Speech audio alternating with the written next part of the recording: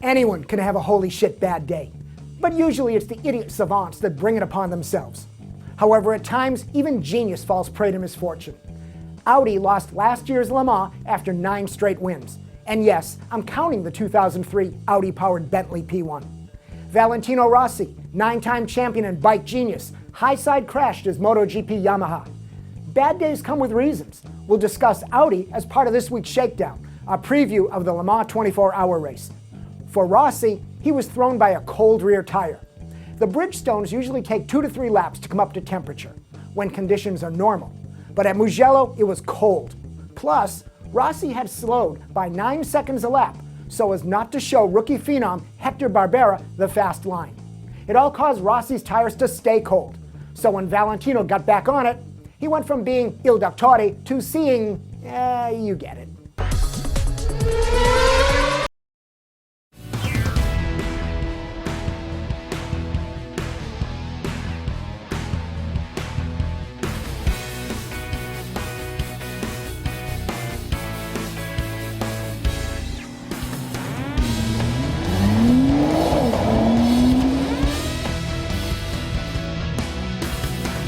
Exclusively at autostream.com/yoparts.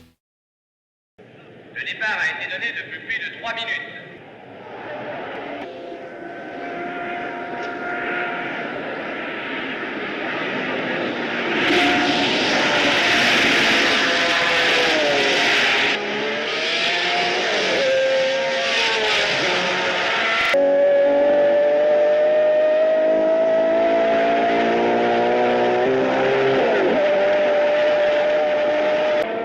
Le Mans 24, this weekend, iconic drama, just like always. Audi lost last year because Peugeot was better. The Audi Aero package was not right, and the Audi testing racing schedule was flawed. The 2010 Audi R15 Plus fixes all that. Airflow is now pushed around, under, and over the car versus through it.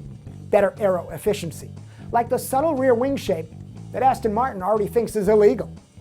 40,000 kilometers of testing leave less to chance. Audi even did dirty radiator computer simulations to solve that problem. Audi comes into the race with a better car and more setup preparation. To win again, they need to, because Peugeot did not sit still either. Pug, like Audi, has engineered back the power that was supposed to be reduced by the more restrictive regulations. The 908 HDI FAP has its own aero tweaks and will likely still be fastest. Not bad for a 4-year-old car on its final run. Which, by the way, sets up the news that both Peugeot and Audi are working on new LMP1 cars for the significantly different 2011 regulations. Coded the 90X and the R18, both cars will showcase smaller power plants. The new rules say choose between a 3.7-liter V8 turbo diesel, a 3.4-liter Atmo V8 gas engine, or the FIA Global Race Engine 2-liter Turbo 6. But what does Audi's announcement mean for the rumored, also VW-owned, Porsche LMP program? That's next year, though. The pressure's on this year. Audi v Peugeot at Le Mans is the mega brand battle in racing, in my opinion. I imagine the ramp-up meetings were pretty intense and inspirational. Failure is not an option. That's how winning is done. Believe me when I say we can break this army here. And win just one for the Gipper. But I say to you, what every warrior has known since the beginning of time. You've got to get mad. I mean plumb mad dog mean. If you would be free men, then you must Fight to fulfill that promise. Let us cut out their living guts 1 inch at a time. And they will know what we can do. In the GT1 and GT2 classes, more brand battles, all the great sports car marks. And art cars everywhere. The BMW Let's Go to Lightspeed design, the Dunlop Aston Martin designed by a contest winner who apparently only had a straight edge to work with, Oricas with their paint block look, and Corvette's Jesus Crown of Thorns interpretation. The cars hit the track for practice and qualifying after we record this, so my things to look for list has a bit of a margin for error. But here goes. LMP1, Peugeot qualifies on the pole, but Audi races right there with them. Tire management will be a difference maker. Only luck will stop this from being an epic battle. McNish will do something special. Peugeot wins. LMP2, Honda's Highcroft, or their number 25 Lola with Andy Wallace, win the class. GT1, Ford GT returns to victory at Le Mans. Corvette could do it, but the Dunlops are not Michelins.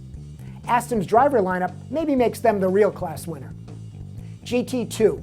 Jaguar returns to Le Mans, but this really was a Tata buy-in. Riley Engineering has been working like crazy to get this car up to speed and endurance. It'll do neither. Porsche may have spread their factory drivers too thin across its teams. For example, Patrick Long is not in the Lizard car. Corvette wants it bad, but the 5.5 liter is not up to the speed task. The C6Rs could run low aero and try to make it a mileage race. Risi Ferrari has the 3 in a row odds against them, but has the look of a winner. Oh yeah, BMW. I picked them, the art car. Speed TV and Speed.com live stream will carry all the action in the US. Peugeot.com is hosting a live feed online. Audi's hosting a viewing party in New York City. JF Musial and A-Roy factor into our closing thoughts. Road Testament is headed to the Montreal F1 race to get into the ambiance surrounding this event. If you think it's cool how Webber and Vettel fight car to car, you should see these Road Testicle boys in the same car. Yesterday they brought you the Greenwich Concourse. I snuck over and saw what I consider the car of the show, the never raced but ever awesome Jag XJ13 Le Mans car that was supposed to race against a 66, 67 Fords, Ferraris, Chaparrals.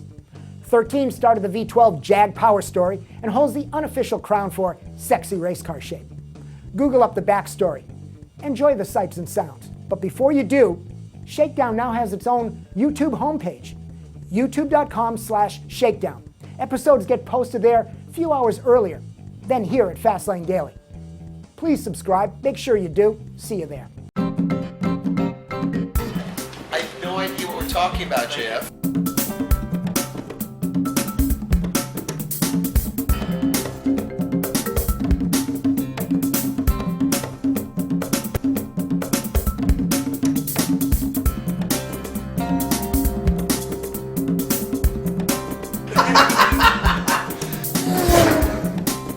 This is how I feel about you. Gentle, not hurting.